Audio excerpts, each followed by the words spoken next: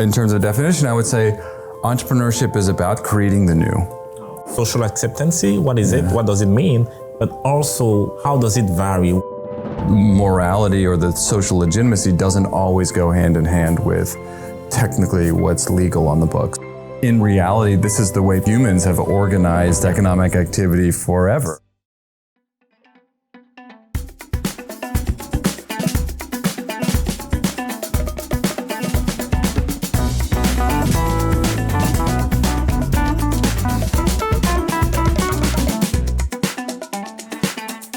Hi everyone, and welcome to Leaders and Strategists, the podcast where we talk about entrepreneurship, leadership, and social impact. My name is Anisette Fangwa, Professor of Strategy at McGill Desautels. Today our guest is Professor Robert Nason. Robert is a William Dawson Scholar and Associate Professor of Strategy at McGill Desautels. He currently serves as the Area Coordinator for Strategy and Organization at McGill Desautels. His research focuses on the role of entrepreneurship in society, covering areas such as family businesses, behavioral strategy, growth, and the informal economy. His work has been published in leading academic outlets such as Academy of Management Review and Strategic Management Journal, and is on the editorial board of Journal of Management and Journal of Business Venturing. He actively collaborates with NGOs, including the Family Enterprise Foundation in Canada and the Sustainable Livelihood Foundation in South Africa. Thank you, Robert, and welcome to the podcast. Thanks so much for having me. It's a pleasure. Yeah, I want to start with this very interesting question that Rick McGill has on his podcast, because I spent most of my PhD actually looking at his different episodes, and he always starts with this question saying that he does not know any 10-year-old kid who actually goes to his mom saying, "Oh, mom, I want to be a strategy professor when I grow up." And the question is, how did you come about being a strategy professor? What is your journey, and what led you into this position today?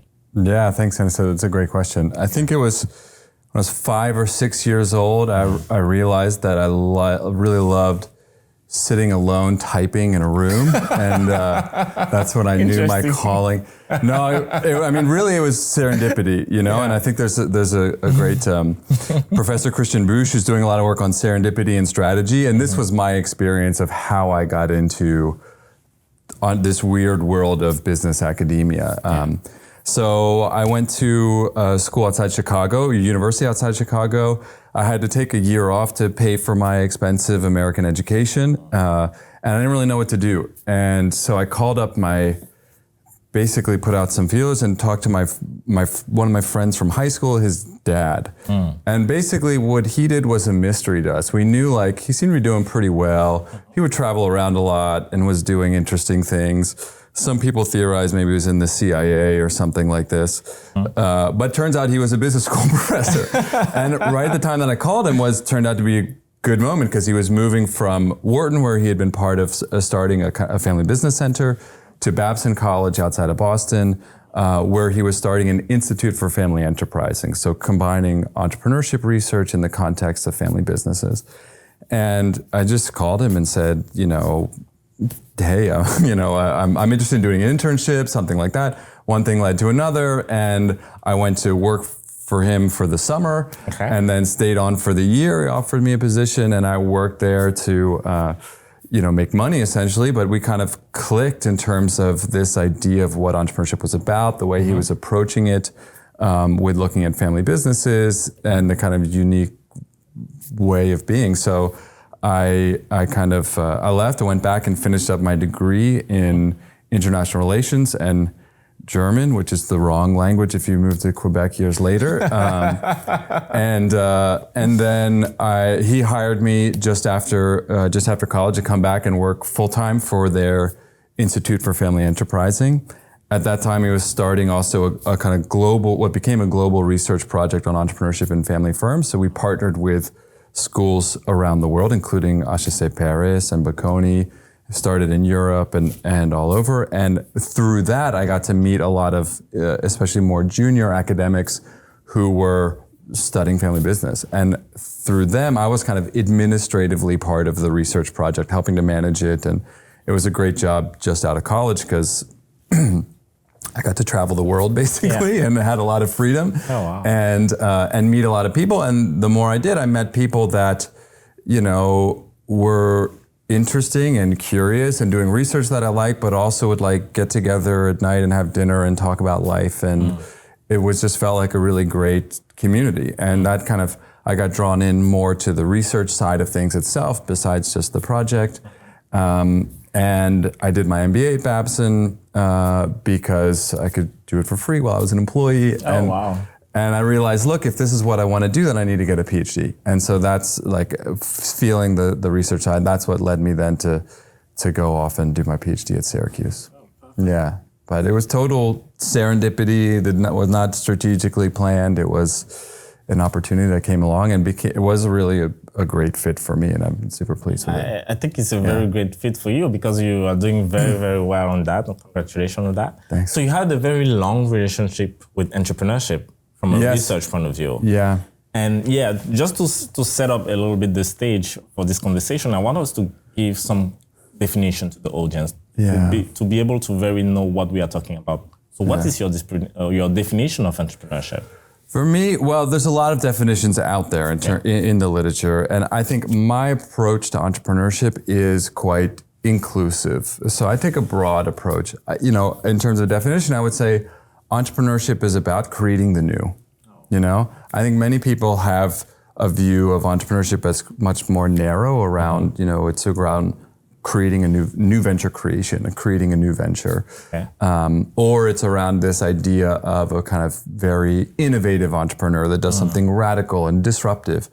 To me, innovativeness is a separate dimension. Entrepreneurship, doing the new, has many different manifestations. And so, when I look at entrepreneurship, I would say, the owners running the depanneur on the corner are entrepreneurs. Running laundromats, of course, Elon Musk is an entrepreneur, but so are people in the Cape Town townships that are, selling braais on the side of the street. And so to me, entrepreneurship is around doing the new, being self-employed, kind of earning a living for yourself. And that's what entrepreneurship is really about. Oh, great.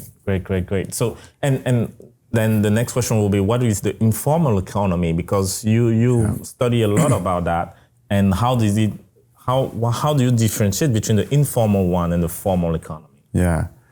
So I look at it along kind of two different dimensions. One is kind of legality, what's legal or illegal technically, and then what's socially acceptable or not. And most of what we call the formal economy is both, legal and socially acceptable. That's most businesses. But what informal economy would be is technically illegal, often because it's unregistered businesses, so they're not paying taxes, but socially legitimate. And I think that's meant to differentiate it from that kind of economic activity that's both technically illegal, meaning it's unregistered, and it's socially illegitimate. Things like gangs or the mafia that we would consider socially illegitimate. Interestingly and importantly, I would say, there's also a fair bit of economic activity that's technically legal and increasingly socially illegitimate. Things like offshoring wealth and those kind of things that morality or the social legitimacy doesn't always go hand in hand with technically what's legal on the books. So basically it's a 2x2 matrix with social acceptance and legality. Yeah, that's how I would view it. Yeah. But focusing on the sociological point of view, because you build on that, what's the definition of it? Like social acceptance, what is it? What does it mean? But also from your research, how does it vary? What are the criteria that make something socially acceptable and another just not? Well, so first in terms of the kind of sociological view, or what does that mean? I think in part that is taking a broader view of what influences economic activity. I think part of the tradition in business schools and strategy in particular comes from our kind of origins in economics, where there's a heavy focus on what I would call formal institutions. So the rule of law, capital markets, those kind of things. And most of the way we have looked at economic activity in general and entrepreneurship is, through that. Do these formal institutions exist that can encourage entrepreneurship or not? What I think that has missed is the important role of informal institutions. So what's the role that things like family life play in entrepreneurial activity, that religion or communities or culture more broadly play in informing entrepreneurial activity? I think in many ways, in working in this research space, we often position it as kind of distinctive from the dominant focus on formal institutions, but in reality, this is the way humans have organized economic activity forever, right? Yeah, that it's around reciprocity, social ties, those kind of connections within communities.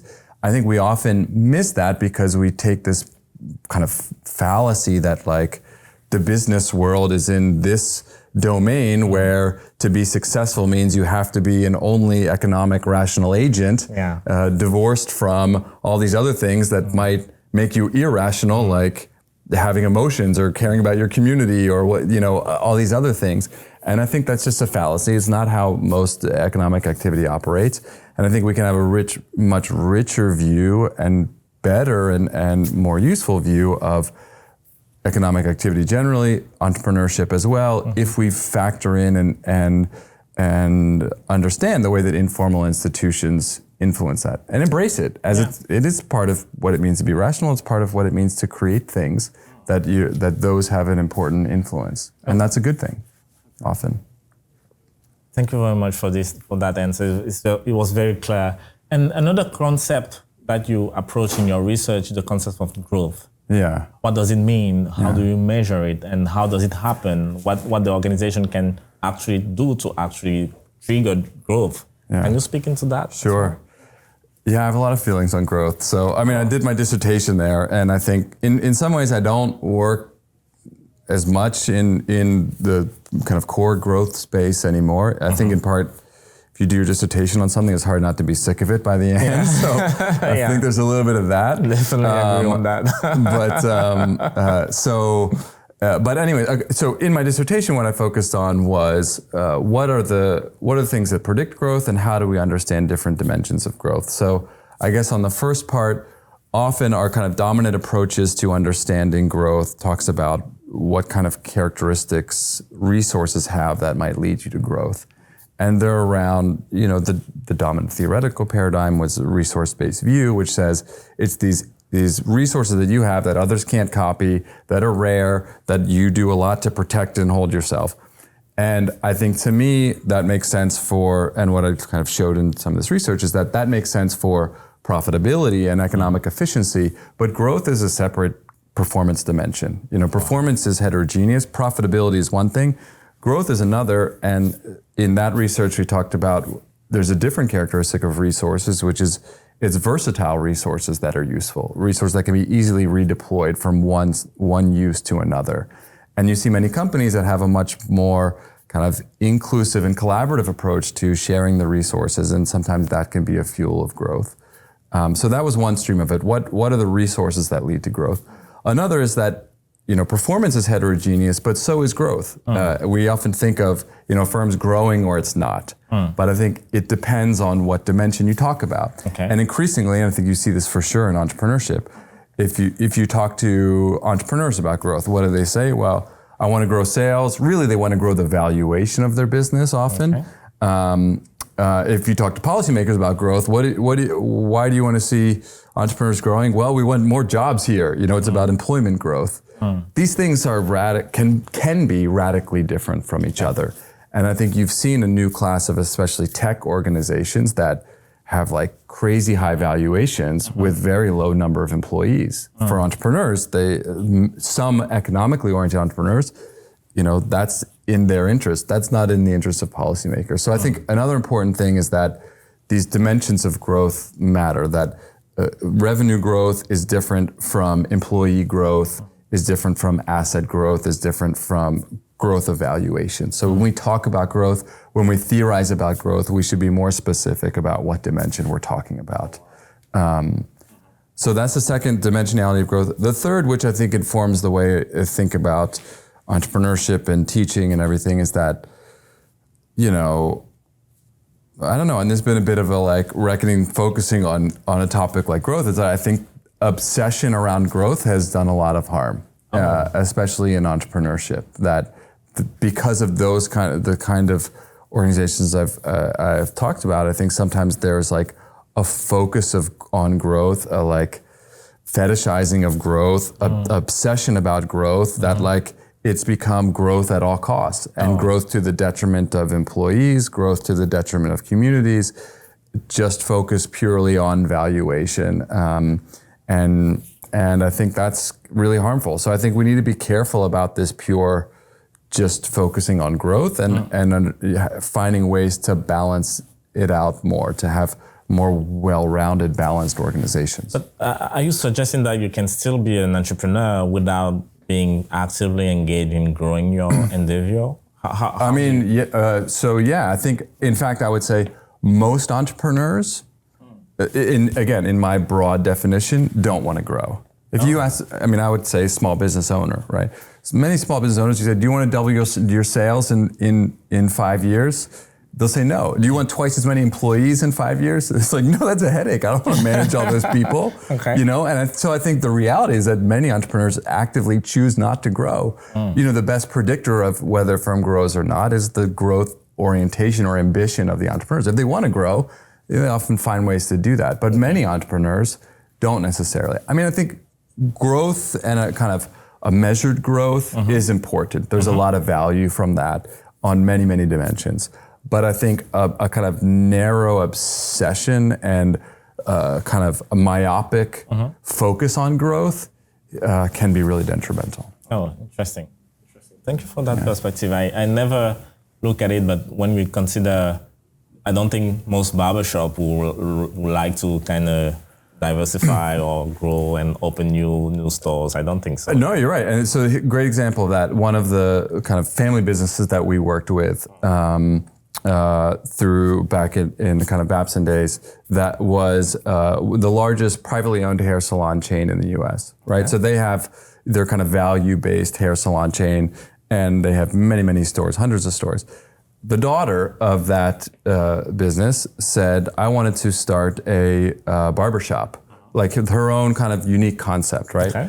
And so she did that, and it was like a labor of love, a kind of passion. And so she started her own barbershop. And then her dad, who was like the very growth-oriented entrepreneur, was like, awesome, let's do 10 of these now. Let's do 20, And she's like, no. I don't want to do that. That was your path. That was your path as an entrepreneur. For me, I have a different vision and approach and want to do things. And I think you see, this again, entrepreneurs come in kind of different flavors and styles and growth ambitions. And in her case, growth was not the dominant thing. She wanted to create something special and unique. And that's different than, a proof of concept that then you scale as fast as you can, right? Great. Thank you very much. And how does your study on informal economy in Africa, more specifically, actually help us better understand the different concepts you mentioned, like entrepreneurship, growth, social acceptances of different economic activity?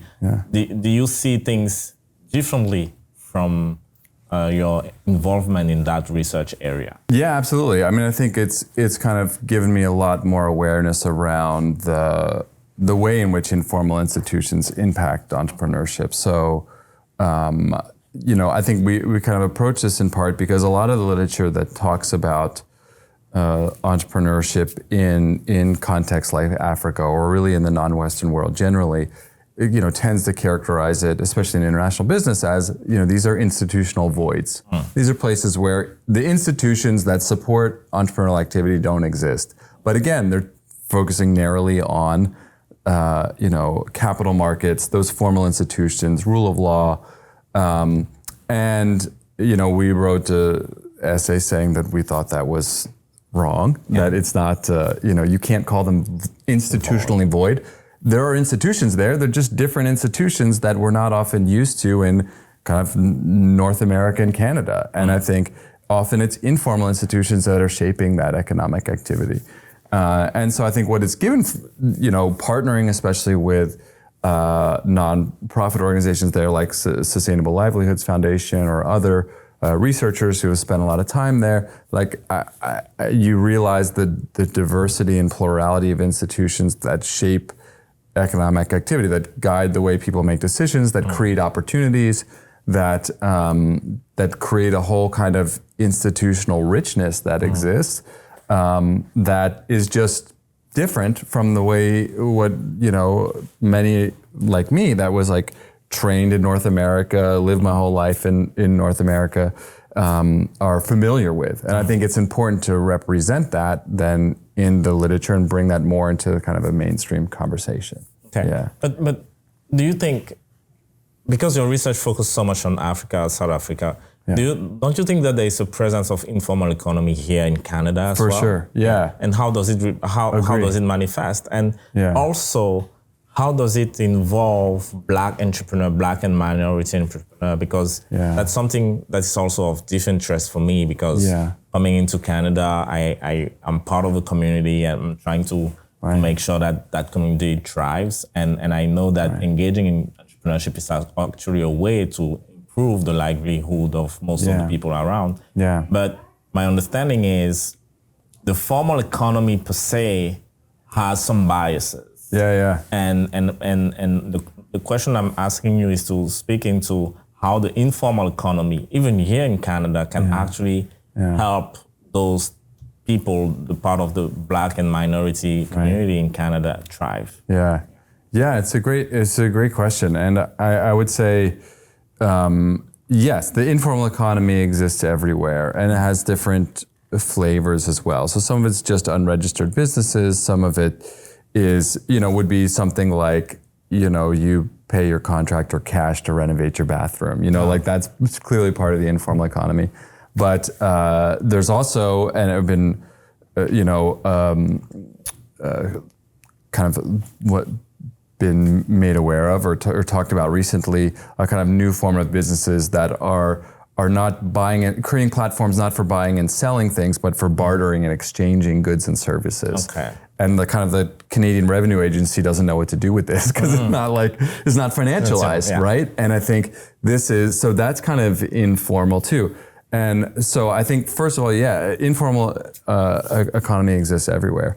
I think especially for Black entrepreneurs and entrepreneurs of color, entrepreneurs that have been historically marginalized from the formal sector, from the kind of sources of power, especially around financing businesses. We know from research that the kind of ideas when pitched of Black entrepreneurs are undervalued by financiers, by consumers even, and have been kind of cut out from many of the traditional sources of financing. So in those cases, I think what you see, the informal economy can play a bolstering role of, organizing on the financing side of things. How as a community can you kind of band together to support entrepreneurs to provide resources that they need if you can't get them from the traditional sector. So I think informal economy can play a buoying role.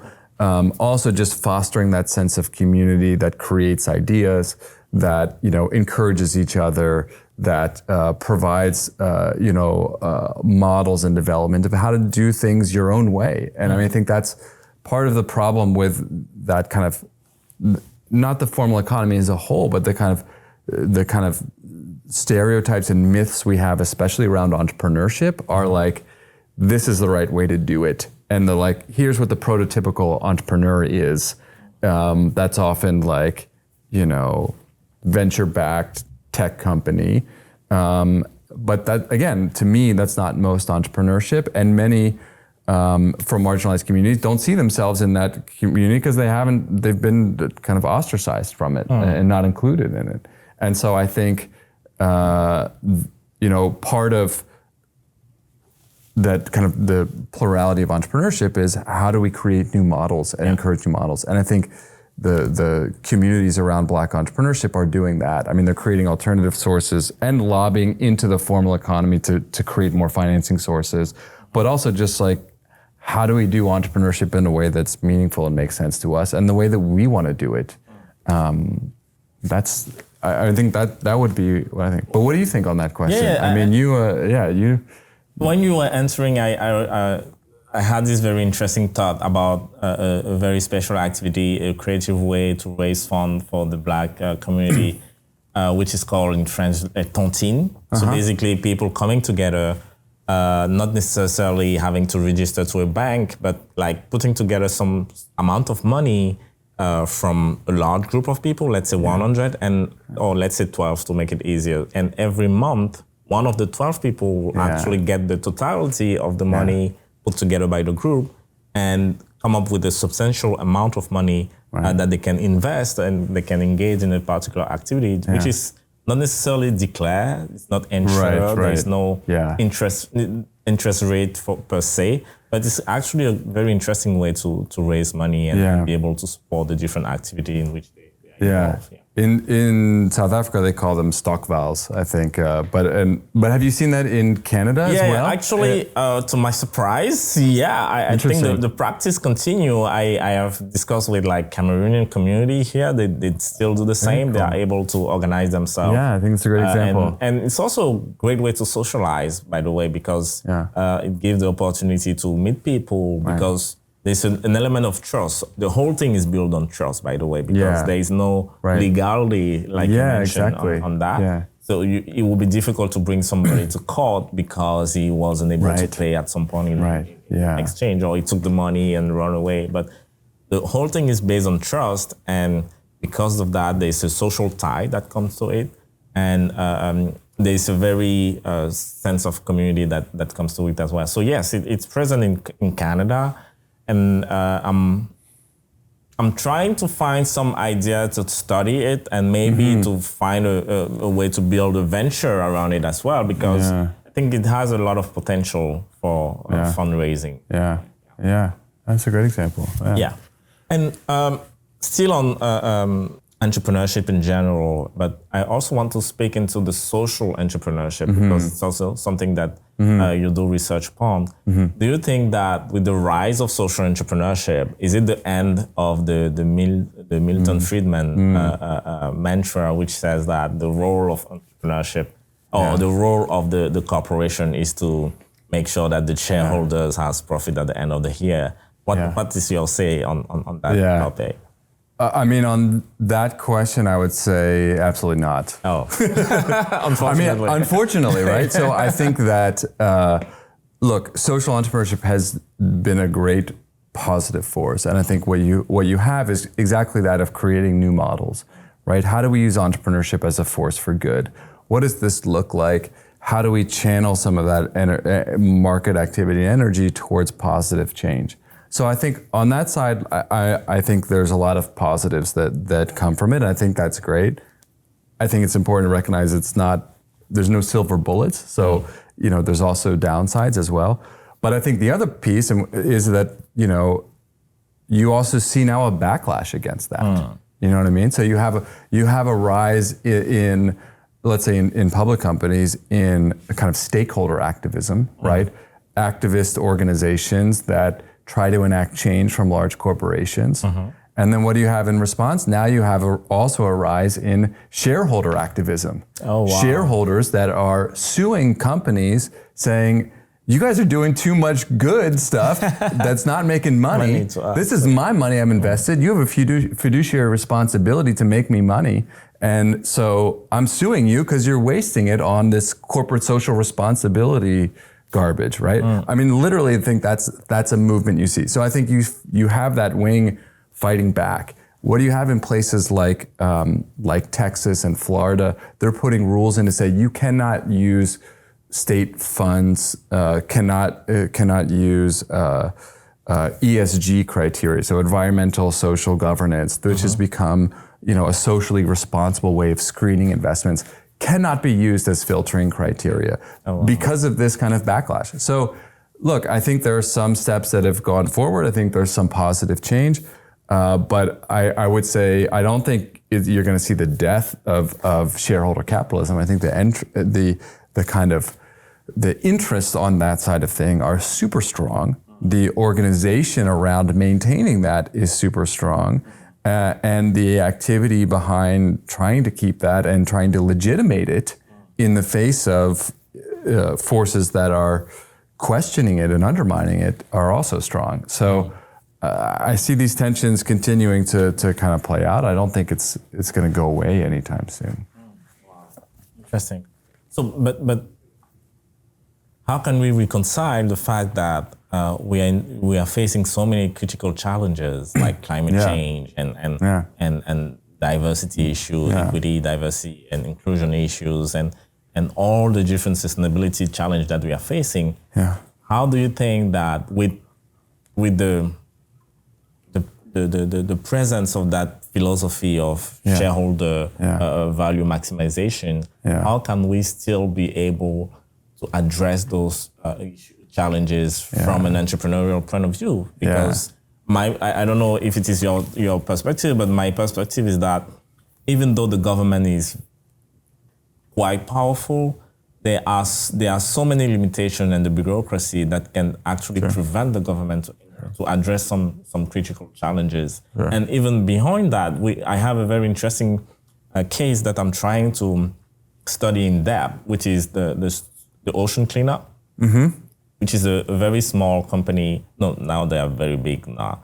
But it's a project which started in 2008 by a 20-year-old engineer at the time who tried to clean the Great Pacific Garbage Patch, which is basically the fact that people living in California and like west of the US, their plastic actually get carried away by the wave, the Pacific Ocean. And because of the current, they actually get to come to a specific place and create this, what they call the Great Pacific Garbage Patch. And because it is in international ocean, no country can actually allocate money to solve that specific problem. And even though all the government recognize that it's an issue for wildlife, for all the external effect that can generate, that the presence of that garbage bag can generate, nobody was making any significant steps to actually address that issue. And the ocean cleanup came up with a solution to actually go pick up those plastic bags and be able to recycle them. But from my perspective, only an entrepreneur could have tackled such an issue because no government will. So how do you see entrepreneurship as a discipline be able to cope with all the challenges that we face, but still manage to address the shareholder value maximization philosophy? It's a tough question. It's a big one. That's a big one. But I mean, I think a couple of things around it. I mean, I do think that there's an important role that entrepreneurship can play and should play. And I think it's great that there are new models that are being created, like the ocean cleanup, that are doing positive change. I think we should recognize the limits of what entrepreneurship can do as well, right? It's easy to be co-opted, right? So I think for ventures like this, a critical question is, okay, where are you getting investment from? Where you get investment shapes very much the trajectory you're on, the pressures you face, how much they push you to have to grow, all those incentives that can, in social entrepreneurship language, could cause mission drift, right? You start out focusing on this mission, but then you say, well, maybe we can dial it back a little bit so it's a little more economically viable for us, right? And so I think, entrepreneurship and social entrepreneurship is susceptible to being co-opted by some of those forces. So I think it's important to put guardrails in place, to be careful about that and cognizant of it. So I think there's a role that it can play. I think that this is a little bit the tension that we're familiar now with in social entrepreneurship literature, that there can be these tensions between economic and social or environmental goals, right? So it's how do you reconcile those? A piece that I'm working on now and that I think is really important for us to grapple with as well is that increasingly, because exactly as you say, there's so many challenges out there of all sorts, environmental, social, political. There's a complexity that is enormous, and there's no shortage of wicked problems to solve. These kind of really intricate, complex problems with no simple solutions. That what you have is entrepreneurs going out there trying to solve these things that come into conflict with each other also. And so there can also be conflict between social and environmental or economic goals.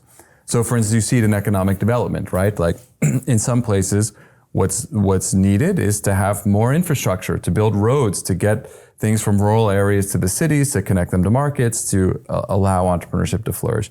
This is part of the UN SDGs around creating, inclusive economic growth. Yep. What happens when you build those roads? You destroy natural habitats of plants and wildlife living there, right? These are environmental and social goals that come into conflict with each other. Okay. You see it with something like electric vehicles, right? We say we want to talk about how this is of course a major positive change in decarbonizing automobiles, but then we realize, well, the minerals and the kind of the cobalt and other precious minerals we need are sometimes being mined by child labor somewhere else in the world, right? And these things, of course, these come into conflict with each other. So I think we need to be careful about viewing social entrepreneurship as some kind of panacea or silver bullet. That there's also many other tensions that exist.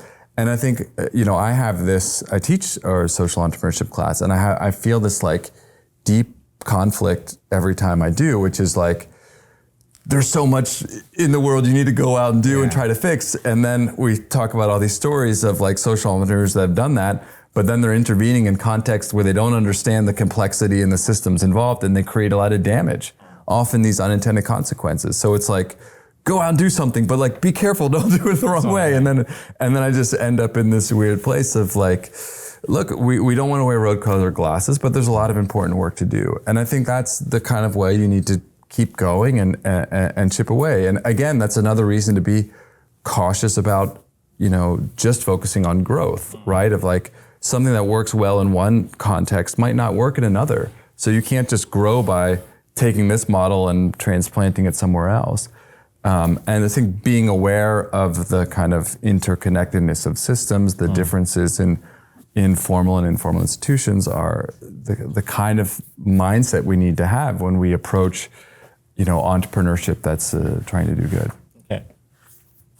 Interesting. And maybe a solution to this question is maybe to be able to teach entrepreneurship in a different manner, so that not only students in the business school have a different perspective on entrepreneurship, but also the society at large can have another understanding of what entrepreneurship can do or cannot do. Yeah. And I know that when we discuss in preparation for this interview, you mentioned your willingness to start a school for entrepreneurship. Yeah. Or what is it about, and what will be your vision about on how to teach entrepreneurship in a different way? Yeah. Oh, it's a great question. So I think what we've been doing, and this is part of my work as the Director of Innovation Entrepreneurship at Desautels. So it's one of the strategic priorities for the faculty. And we've been looking at what is the entrepreneurship curriculum we have, and basically how can we do more with it. And as you said, do it in a different way, right? And so I think we've identified some gaps and opportunities. In general, I think the idea of kind of a big vision of having a school of entrepreneurship is really about teaching entrepreneurship differently and approaching it in a fundamentally different way. So I would say in general in universities, what we do, we have faculties that teach people expertise, a deep level of expertise, right? We will train you to be an excellent lawyer, an excellent doctor, an excellent musician, an excellent artist, an excellent political scientist, right? We train you in this expertise and develop that excellence. What's needed, I think, and where I think the opportunity lies for something like how we approach entrepreneurship is, how do we marry that deep expertise with a kind of building an entrepreneurial mindset? So the idea of a school or whatever curriculum and programs we develop would be, how do we infuse an entrepreneurial mindset of a way of seeing the world, that you see opportunity in the world, and increase your confidence in your ability to do it, and give some, tools and approaches that are going to help you do it. And importantly, I think, pursue the opportunity that you want to pursue and in the way that you want to, right? So that it's not just following one model, but that it is enabling you and giving you the confidence to kind of manifest the entrepreneurial trajectory that you want to be on and that you think will be good for the world. And that's why I think, yes, it might be a tech startup that grows and creates a lot of value, but we work in partnership with the School of Music, and they will tell us to be a musician today is to be an entrepreneur. You're not going to get a seat in a symphony that's going to pay you a retirement. You're going to need to put together gigs. You're going to need to be entrepreneurial. You're going to need to craft your own identity, and that's entrepreneurship. And so is, seeing change that you want to see in the world, and that might be creating a social enterprise, but it also might be creating a new nonprofit, or it might be starting a social movement. That's something you're doing the new. To me, that is entrepreneurship. And so what a School of Entrepreneurship can do is not train in a deep discipline, but spread this kind of transversal sense of seeing opportunity and being able to pursue it. And I think that's a different approach to education generally, like a different approach to pedagogy than training a deep expertise. And it's a way that the business school can complement the rich traditions, innovations, and deep knowledge that we have throughout the university in a positive way. So I think that's part of the kind of vision. And that's what we call democratizing entrepreneurship. Right. That it's not just this one model, but we want to democratize it so that entrepreneurship can take on these many different flavors and forms. In many different faculty and not just the business school. Yeah, exactly. In many different faculty. And I think, the more we talk about this with people, I think you have some approaching us that are saying, I've some from neuroscience saying we have these brilliant neuroscientists that they don't want to go pitch to venture capitalists, but they have this great idea. Yeah. What are some other ways that they could have impact in the world or create organizations that have impact? Or we work with a professor in arts, and he is world-leading expert on Shakespeare. And in talking to him, he's like, what? I've come to see that Shakespeare was a social entrepreneur. He wrote these amazing screenplays, but he also helped build the Globe Theater and kind of create a kind of a commercial aspect and community around this of embracing getting arts out to the masses as well, not just for the elites. And so I think the more we, build on and understand those models, the more we see the many different flavors of entrepreneurship. Yeah.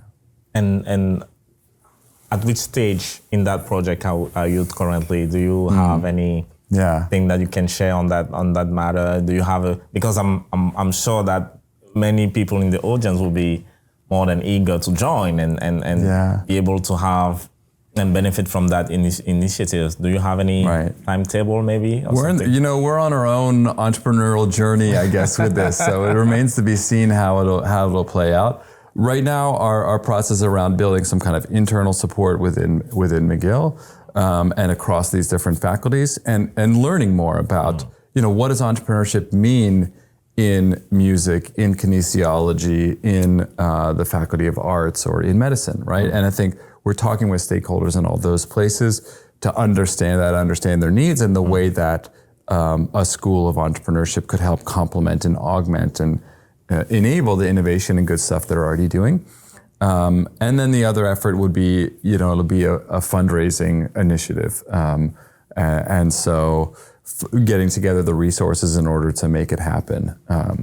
So if there's any audience members that are potential donors, I'm happy to talk further as well. But that's kind of the phase we're in now. Perfect. Thank you for that. And good luck with that initiative. I think it has a lot of potential and give us the opportunity to see things differently and see the expertise that we have, how we can actually be useful not only to us, but the community in general, and have this entrepreneurial spirit that is much needed today from my perspective. I also know that you are starting a sabbatical this year, this fall, by the way. Yes. I think it's a most welcome. The first one. First one, yeah. And what are your projects? What are your plans? How do you? It's a good question. So, I mean, mostly, I know what I'm not going to be doing. So a lot of the meetings and administrative stuff that I was doing previously, I'm not going to do as much. I'm going to keep going a little bit with the School of Entrepreneurship idea because I think it's it's the right time and we have an opportunity to continue with. So I'll be doing a bit of that. But really, the goal is to try to focus on research and have some dedicated time to, I guess, go back to sitting alone in my office typing, or probably my local coffee shop, which is more where I like to work. But, just spending some, because as this kind of work with research and publishing papers, it's just like time is the scarce resource, and like concentration and mental energy. And I think that's the beauty of what a sabbatical is meant to be, is that to give you that. So, I have a lot of projects that are kind of on my desk that I started out when I was the kind of junior scholar, just fresh out of my PhD. I was always like the person bugging all the co-authors of like, why aren't we moving fast enough? We got to get your time. And now I feel that like I'm the bottleneck. Yeah, this is a horrible feeling. Project. I know. I see. It's so bad. So hopefully I'll make up for that a little bit. Okay. And push some things forward. The one big thing I like to do is try to get back to Cape Town. I haven't been in a while. Our partner nonprofit, the director just came to visit us here in Montreal for a week, but we hope to get back down there to follow up on some research projects, but also to do more, impact-oriented work of translating some of the research and learnings that we've had there into practice. My co-author that I've worked with, Joel Bathello, when he's done that is through creating a graphic novel, sharing some of the lessons. We're talking and thinking about doing some kind of like mini documentary or something around some of the topics, in this case around visibility in the informal economy, because we often talk about visibility as like a good thing. So for the way we teach it and think about entrepreneurship in the formal economy, like the more visible you can be, the better, right? In fact, you have like, the kid in his parents' basement that doesn't have much of a business at all, but they have a real flashy website and make themselves very visible and get out everywhere. In the informal economy, and especially in the townships, there are real risks to being super visible, right? It's a sign of resources and wealth that sometimes the community doesn't look upon positively. You can make yourself, become a target for government or criminal activity. And so this idea that the more visible, the better, has real downsides in the informal economy. And so I think that's part of, and how entrepreneurs there navigate this, how they make themselves visible to certain stakeholders that, customers and others that can provide important resources, while kind of keeping themselves a little bit hidden and obscured from more threatening elements, is very interesting and important. And I think there's could be cool ways to get at that, beyond just a published paper. So we'll see. Great. So you have a lot on your plate, right? I think it will not be, because sometimes I think of sabbatical as a place to rest, but from your programming, you are not. I don't know. I should do that too. I should take your advice and try to build in more of that. I'm sure there will. I want to play more basketball and soccer as well. So please. I hope to get on the court with you before too long. We were not able to do it the last time. It's going to happen this year. So. Hopefully. So thank you for the different definition you gave us. But from my understanding is that most of your answers were not either gray, were not black or white. You were most leaning to the gray and mostly inclusive and open. Do you think that from your perspective and your expertise on that area of entrepreneurship, do you think this is the future of business, being open, being able to have this openness to different sort of activities, communities and perspectives? Yeah, I think that's an interesting point, and I think it is important. I think part of the problem with strategy with entrepreneurship is we often coalesce around like a dominant model or like a strong view of what is the right way to do things.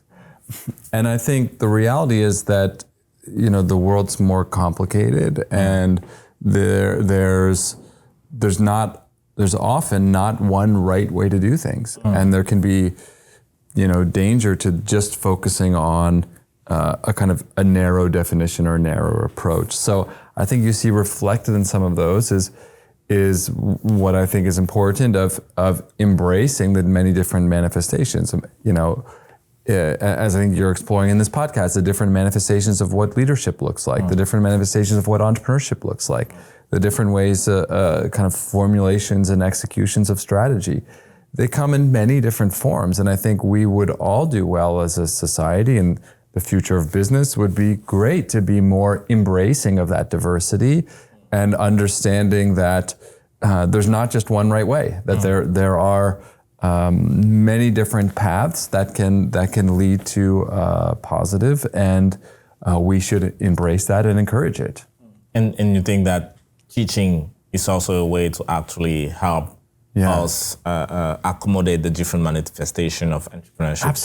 Absolutely. I think you see that with entrepreneurship in particular, and I'm always, something that's great and that students love is bringing in guest speakers, right? And it's important to do that, but it's also important to be the teacher that can debrief the guest speaker, right? Yeah. Because you'll have, and I've had it, running programs where you have an entrepreneur come in and say, you absolutely must do this because this is the thing that worked for me, right? And then the next entrepreneur will come in and be like, you absolutely should not do this. And they will contradict each other, right? And I think it's important then as an instructor to be able to have a conversation around that and to not have it just around. This is why we studied in rigorous scientific methods and social sciences, is to kind of understand and abstract from individual experiences to understand the diversity. And I think a big part of that is the diversity, that there's not just one right way to do things, that there's many different ways, and that's part of, on an entrepreneurial side, for potential entrepreneurs to figure out not how do I conform to this path that's the successful path, but how do I create and manifest my own path that feels authentic to me, that's what I want to do, that enacts the change that I think is important in the world.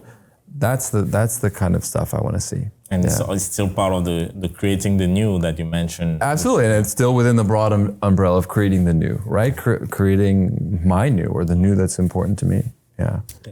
Maybe a tough question to end, maybe, which will be about your legacy. Like, how do you see your work, your involvement in so many different organizations? What do you want to impart to the next generation? What do you think it can be, and what do you wish it will be at the end? I know it's a big question. I'm too young for that. I guess so. But even if you're still at the early stage in your career, even though you are quite advanced at the same time, because you are a very impressive profile once again. But I think that you might have, and I think you should have, a direction somewhere, something you are aiming at. What would it be? Okay, so I would say a couple things of what I want to do. One is take some of these, from the research side, take some of these topics that have been more on the margin and periphery, and I think you're doing this in your work too, things that haven't been the dominant area of focus, whether that's context like Africa, whether it's topics like entrepreneurship in poverty, whether it's informal institute. Take some of these topics that are more on the periphery, as seen as fringe, and make them part of the mainstream conversation, right? The mainstream is where those dominant prototypes and models live. Crack that a bit and infuse it with these new understandings, right? To me, having played some role in that, it would be important and really meaningful. So on the research side, I want to do that. On the teaching side, I think, as we've kind of talked about, trying to transform the way we approach education, certainly in terms of entrepreneurship, but even more broadly, right? I think being part of initiatives and programs where the business school plays a more complementary and inclusive role with the rest of a university. I think there's so much potential in that. Yeah. I think too often the business school has been like, a shiny building on the side of a part of a bigger campus, and they've got their own little enclave. And I think there's so much that if we approach it in the right way, if we change some of our mindsets, that we can complement the amazing stuff that universities are doing and helping some of those innovations find resonance and have impact also beyond journals or the like. But I think it will also take to change how the university view the business school, because most of the time they are like, those are the sharks. You don't interact with them. They are all about money. Yeah, that's right. I think we need to change our own kind of perception and reputation in some ways. Certainly there's challenges in changing the incentive structures of universities as well, right? Which tend to default towards like easily measurable research outcomes. Whereas if you want to encourage a new generation of scholars and people like you that are doing work that has impact in the real world, they're doing initiatives like this that is, disseminating and getting perspectives out there. That's not just another publication. We need to change the way that's viewed and encouraged as well. And so I hope, as I take on roles and do things, that I can be part of that kind of positive change. And ultimately, I think on both those, it's around, helping to foster new generations. So PhD students, junior scholars, people that you kind of encourage and train them, but not only in like, this is the way to do it to be successful. Again, falling in the same trap that some of the entrepreneurs might be. I did this, so you have to do that. Right. But more, what do you want to do? What's the impact you want to have? Here's how I can help coach you through it and frame it and reach some success, having the impact that you want to have. And I think we do that with our undergrads, do that with scholars. And I think those being part of, those kind of, and I've seen it, like I have seen, I've gotten into taking on more kind of administrative roles, right? And I don't know if I'll continue 100% down that path or not, but I do see like the way that decision makers view things and frame things can have a big impact, right? I mean, it seems small, and there's been many times already where I've been like, well, I get to decide this, like, and I can go this way or that way, and like, you're gonna give me the freedom to do that. And so I think there's ways that you can really enact some change and make things better. And so I hope to continue on that path. What that means in terms of legacy, I don't know, but I hopefully be part of some of these transforming and changing the way we approach things. Yeah. Thank you, and good luck with that. Thank you, Rob, once again for being with us and sharing your thought and on so very critical, central, but as well complex topic as entrepreneurship, growth, and informal autonomy. Thank you very much, Rob. Thanks. Thank you. Yeah. Thank you very much. Thank you.